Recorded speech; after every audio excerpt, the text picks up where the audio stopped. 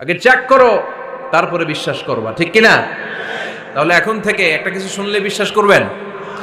একজন এসে বলল, ভাইজান আপনার মেয়েরে দেখলাম আরেক ছেলের সাথে বাজারে ঘোরাফেরা করে, ওই রমনার বটমূলে দেখলাম আপনার মেয়ে আরেক ছেলেরে নিয়ে ফষ্টি নষ্টি করে, লোকের কথা বিশ্বাস করে বাসায় যে মেয়ের চুলের মধ্যে ধরে মাইর, আইজো মায়ের কাইলো মাইর।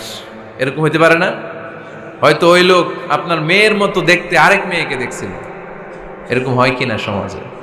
একজন এসে বললো, ভাই আপনি এখানে ভাবিরে তো দেখলাম ওই জায়গায় আরেক লোকের সাথে ঘোরাফেরা করতেছে, খবর রাখেন না বাসা? আপনি রেগে মেগে, ঘটনা কি?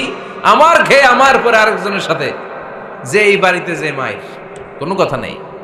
দেখবেন যে ছোট্ট মারামারি থেকে এই ঘটনা অনেক সময় বিচ্ছেদ বা ডিভোর্স পর্যন্ত গড়ায়, ঠিক কিনা? ওই যে শোনা কথায় কান দিচ্ছেন, ফাতাবাইয়ুন, আপনি চেক করেন নাই। হয়তো আপনার স্ত্রীর মতো দেখতে বা আপনার স্ত্রী যে জামা পরে, যে পোশাক পরে, এরকম পোশাক পরে আরেক নারীকে দেখছে, আপনার বউ না এটা। আপনার মেয়ের ব্যাপারে যে তথ্য দিয়েছে এটা সঠিক নয়, সে আপনার মেয়ের মতো আরেকটা মেয়েকে দেখেছে, এসে আপনার কাছে বলে দিছে, আপনিও বিশ্বাস করছেন। ভেজাল আছে না নাই?